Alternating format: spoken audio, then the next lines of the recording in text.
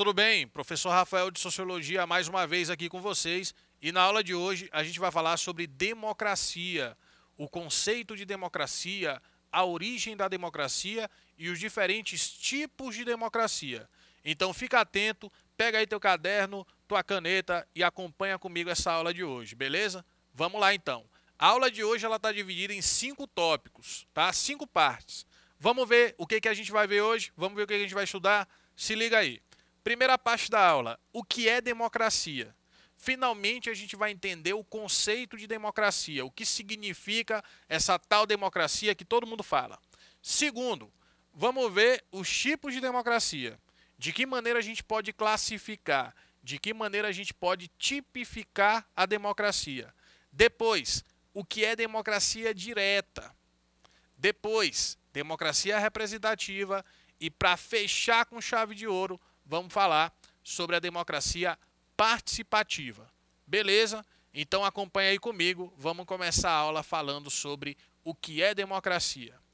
Democracia vem da palavra grega demo, mais a palavra kratia, que é derivação de kratos, ok? Democratos deu origem à palavra democracia. Demo em grego significa povo. Kratos ou kratia significa poder. Portanto, a palavra democracia significa um tipo de sistema, de forma de governo, onde o poder é exercido pelo povo e também para o povo, ok? Demo, povo, kratos, poder. Democracia, o poder exercido ou então pelo povo ou para o povo. Pelo povo ou para o povo, democracia. O termo democracia tem origem grega e é etimologicamente citado, é etimologicamente explicado por aquilo que eu acabei de dizer, pela junção da palavra demo mais a palavra kratos, ok? Em geral, democracia significa a prática política de dissolução. O que é dissolução? É quando você espraia, difunde, né? Está dissolvido as relações de poder, de alguma maneira, do poder e das decisões políticas em meio aos cidadãos. Vamos repetir? Em geral, democracia é a prática política de dissolução do poder em meio aos cidadãos. Então existe um outro conceito aí que está conectado com a ideia de democracia. Professor, que conceito é esse? Cidadania, certo? A gente fala de democracia e prevê uma participação política de quem? Do cidadão. Mas quem é cidadão? O que é ser cidadão? Cidadão vem de cidade, vem do latim civitas, que significa cidade. Cidade é o espaço da vida coletiva, é o espaço da vida pública. Então, cidadão é aquela pessoa que vive na cidade, no espaço público, e que é conferido a essa pessoa determinados direitos e deveres, inclusive o de participar das decisões políticas, ok? Exemplo, aqui no Brasil a gente tem muito ali a eleição como um momento importante da trajetória política do nosso país, né? A eleição para presidente, eleição para governador. Na eleição, o que você faz? Você escolhe as pessoas que irão representar a nossa nação, o nosso estado, a nossa cidade, ok? Essa eleição é uma escolha, certo? Faz parte ali da democracia representativa. Você elege representantes. Quando você vota, você está participando. Você está escolhendo as pessoas que irão nos representar politicamente. Por isso que cidadania tem a ver com participação política. Entendeu? Bom, vamos lá então. A democracia ocidental, ela tem sua origem, a gente já viu, lá na Grécia, mais precisamente numa cidade chamada Atenas, por volta do século 6 a.C., na época governada por Clístenes. Clístenes e Péricles são nomes importantes do primeiro momento da democracia grega. Um criou a democracia, o Clístenes, e o outro consolidou a democracia, o Péricles, ok? Os gregos antigos criaram a ideia de cidadania. Lembra que eu te falei que democracia tem a ver com cidadania? Que se estendia àquele que é considerado cidadão e poderia exercer o seu papel de participar das decisões políticas da cidade, da polis, como eles chamavam lá na Grécia. E aí a gente chega finalmente aos tipos de democracia. E agora eu quero que você redobre a tua atenção, porque a gente vai falar de características bem pontuais, bem peculiares dos diferentes modelos de democracia, dos diferentes tipos de democracia. Ok? Então, apesar de conhecermos de perto a democracia, nós vivemos num país democrático, no Brasil. O conceito que designa a palavra é amplo. Então, democracia pode significar muitas práticas políticas diferentes que tenham a participação do cidadão, mas que tenham características peculiares, características específicas, que tem muito a ver com a época histórica também. Como a gente vai fazer uma leitura histórica sobre os diferentes tipos de democracia, eu te convido a anotar as principais características para você não se perder aí no conteúdo, beleza? Então fica combinado? Vai anotar? Vamos lá então. A democracia divide-se basicamente em 3 tipos. Existe a democracia 1, direta, 2, representativa e 3, participativa. Certo? 3 tipos: direta, representativa, participativa. O que a gente vai fazer agora? Vamos ver cada uma separadamente. A gente vai isolar a democracia direta, ver todas as características, depois a representativa, depois a participativa. No final, vamos comparar para ver quais são as características próprias de cada modelo de democracia que vai ser citado na aula de hoje. Começando com a primeira, começando do começo, como dizem, né? Vamos falar da democracia direta. Atenção, hein? Democracia direta dá a ideia de quê? De uma participação que seja direta, efetiva nas decisões públicas, nas decisões políticas. A democracia direta é a democracia antiga, a democracia ateniense, na qual os cidadãos participavam de forma efetiva e direta nas decisões políticas. Eu citei ainda há pouco para vocês a questão da eleição no Brasil, do voto. Aqui um dos grandes momentos da democracia é o voto, correto? Correto. Na Grécia Antiga, o grande momento da democracia era o discurso, era o debate, era a palavra, que os cidadãos tinham o direito de expressar no ambiente da vida pública chamado de ágora. É agora com acento, ágora, assim que se escreve, tá bom? O que é a ágora na Grécia? Lá em Atenas, principalmente. É um espaço onde os cidadãos se reuniam para discutir, debater, apresentar projetos e deliberar sobre o desenvolvimento da cidade. Certo? Os cidadãos se reuniam na ágora para decidir o futuro da cidade, para propor projetos, propor leis, tomar decisões políticas importantes. Só que eles não votavam para ninguém fazer isso, eles mesmos faziam. Sim, professor, isso era possível? Sim, porque antigamente nem todo mundo era cidadão. Poucas pessoas eram consideradas cidadãs. A cidadania era uma coisa restritiva, era uma coisa excludente. Apenas uma pequeniníssima parcela da população era vista como cidadã. Vou te dar um exemplo. Mulheres não eram cidadãs, somente os homens podiam ser. Mas não todos os homens. Os escravos não eram cidadãos. Assim também como os menores de idade não eram cidadãos. Assim também como os homens que viviam em Atenas, mas não eram nascidos em Atenas.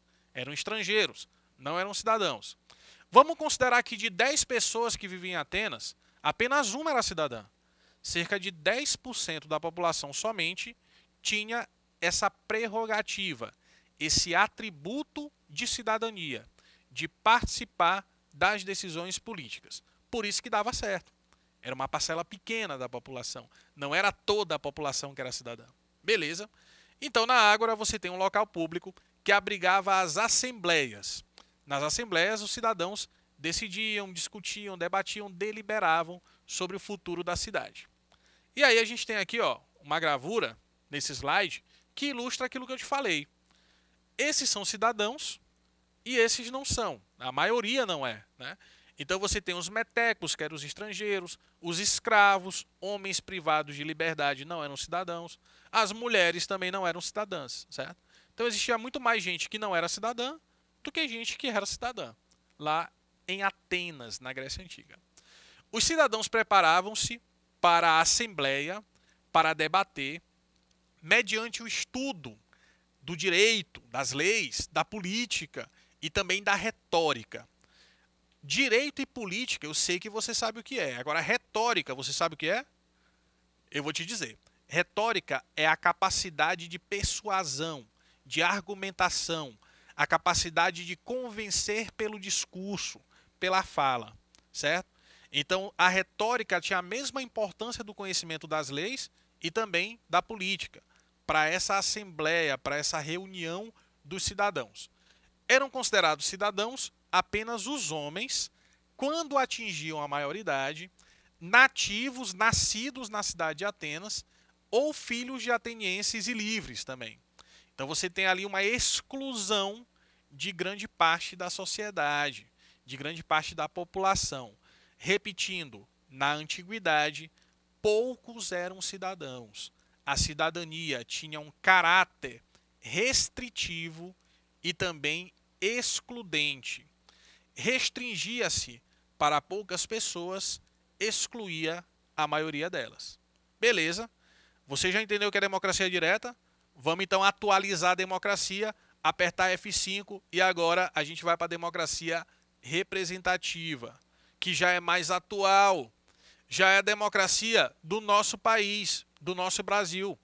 Nós vivemos no Estado Democrático de Direito, numa república federativa, onde podemos, através do voto, periodicamente, escolher os nossos representantes políticos, eleger aqueles que irão nos representar na Câmara de Vereadores, na Assembleia Legislativa, no Congresso Nacional, nas casas de poder, ok?